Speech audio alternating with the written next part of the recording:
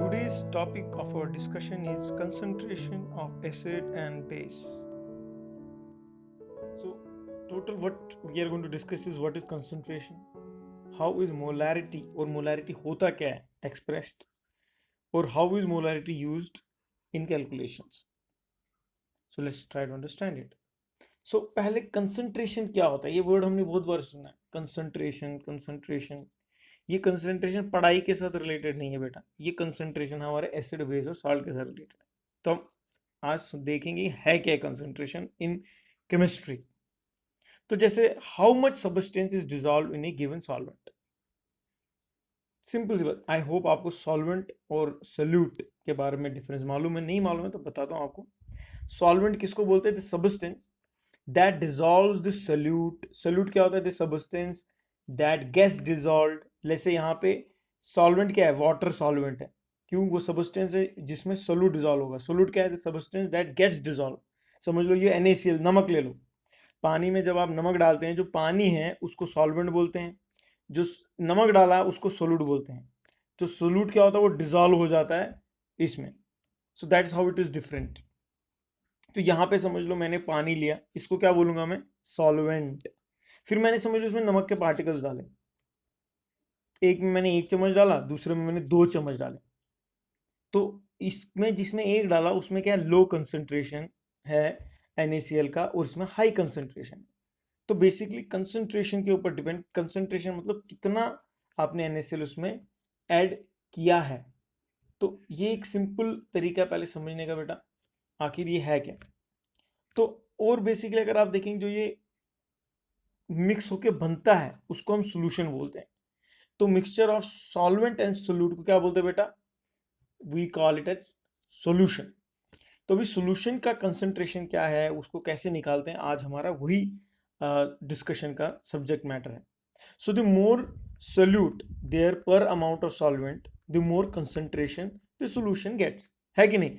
जितना ज्यादा मैं इसमें सोल्यूट डालूंगा, नमक जितना, उतना ज्यादा इसका कंसंट्रेशन बढ़ेगा। तो इन शॉर्ट अगर आप देखेंगे, जो कंसंट्रेशन ऑफ सोल्यूशन इसके ऊपर डिपेंड करेगा, जितना आप ज्यादा सोल्यूट डालते रहेंगे।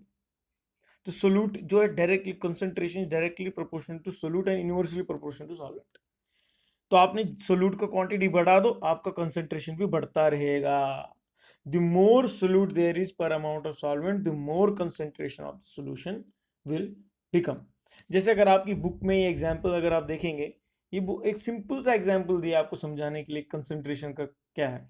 जैसे cut a lemon into 2 equal parts, take juice of each part in 2 separate beakers. अलग अलग लिए आप घर पे एक्सपेरिमेंट कर सकते हैं। Pour 10 ml of drinking water in 1 beaker, आप गिलास यूज कीजिए, and 20 ml in second. Stir the solution in both the beaker and test them, and उसको टेस्ट कीजिए। तो is there any difference in the taste of the solution in the 2 beakers, और what is the difference?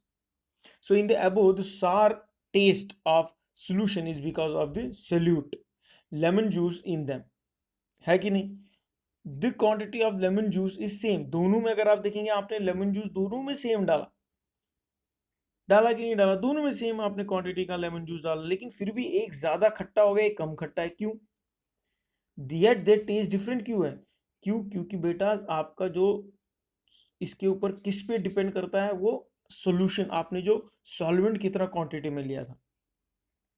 Although the quantity of solute is same in both solution, the quantity of solvent is different। आपने एक में पानी 10 ml लिया, दूसरे में 20 ml लिया, इसलिए 10 ml वाला ज्यादा सार होगा, क्योंकि उसमें लेमन का कंसेंट्रेशन बढ़ गया। तो the ratio of quantity of solute to the quantity of the resulting solution is different।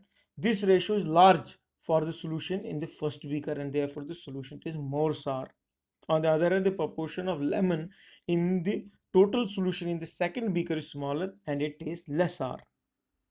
तो बेटा ये इंपॉर्टेंट है, कंसंट्रेशन किसके बराबर होता है? Solute divide by solvent. Solvent litres में और सोल्यूट जितना भी आप डालेंगे। तो ये इंपॉर्टेंट है, प्रोपोर्शन है। पहले आप कंसंट्रेशन समझ लीजिए, फिर सोल्यूट और सॉल्वेंट क्या होता है वो समझ लीजिए, और कंसेप्ट क्या है ये कंसंट्रेशन का।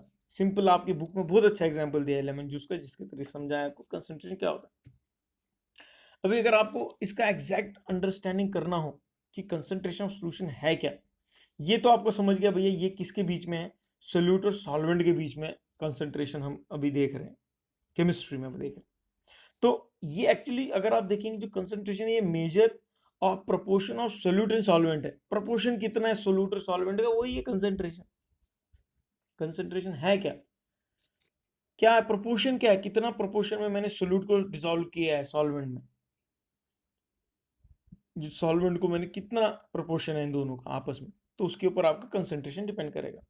अभी जो ये कंसंट्रेशन है बेटा केमिस्ट्री की लैंग्वेज में इसको हम चार तरीके से इसको क्वांटिफाई कर सकते हैं, इसको कैलकुलेट कर सकते हैं। सबसे पहला जो है ना उसको बोलते हैं मोलैरिटी। क्या बोलते हैं, मोलैरिटी विथ आर। और दूसरा तरीका है मोलैलिटी विथ एल। ये दोनों सिमिलर लगते हैं लेकिन अलग अलग तरीके है ये कंसंट्रेशन मेजर करने का एक किसी भी सॉल्यूशन में। पहला जो तरीका है वो क्या है, वो मोलैरिटी है with R, molality with L. फिर मोल फ्रैक्शन है, फिर मास परसेंटेज है, वो वेट बाय वेट और वेट बाय वॉल्यूम। ये अलग अलग तरीके हैं कि हम क्वांटिफाई कर सकते हैं कि एक सॉल्यूशन में कितना कंसंट्रेशन है। तो ये चार तरीकों से हम एक सॉल्यूशन का कंसंट्रेशन बता सकते हैं। तो हाउ इज मोलैरिटी को एक्सप्रेस किया कैसे जाता है, चलो देखते हैं। मोलैरिटी क्या है, नंबर ऑफ मोल्स, पहला मेथड है number of moles of solute present in पर लीटर ऑफ सॉल्यूशन।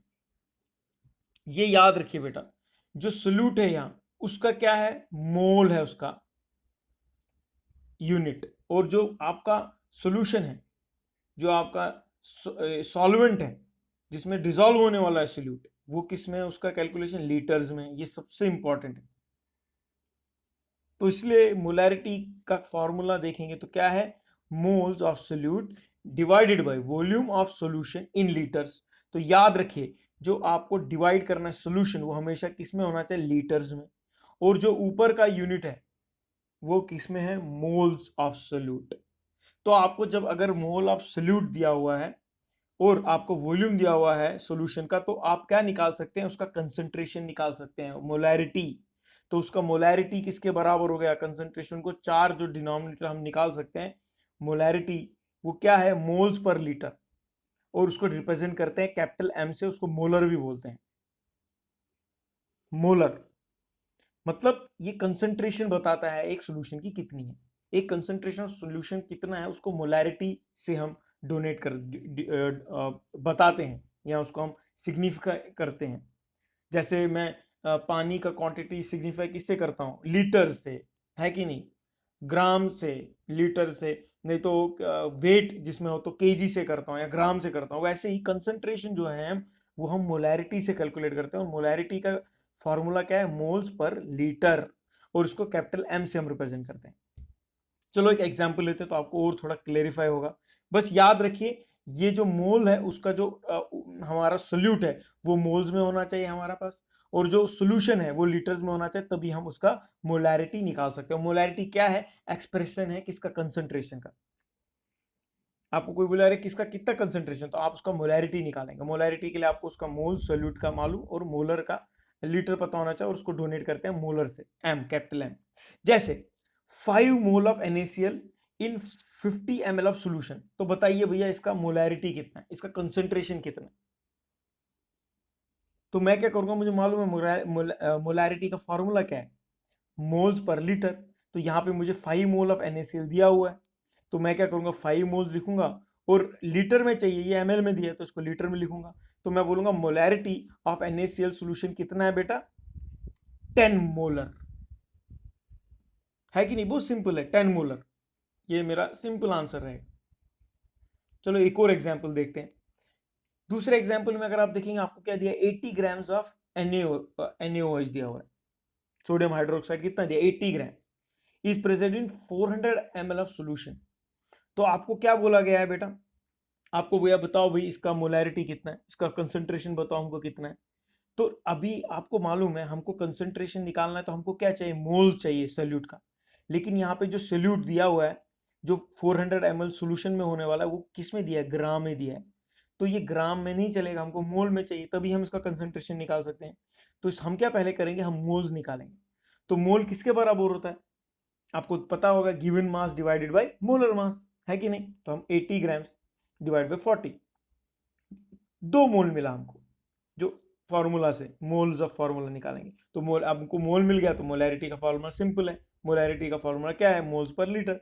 तो मोल्स और जितना आपको लीटर में दिया हुआ है, तो इसका मोलैरिटी क्या निकला?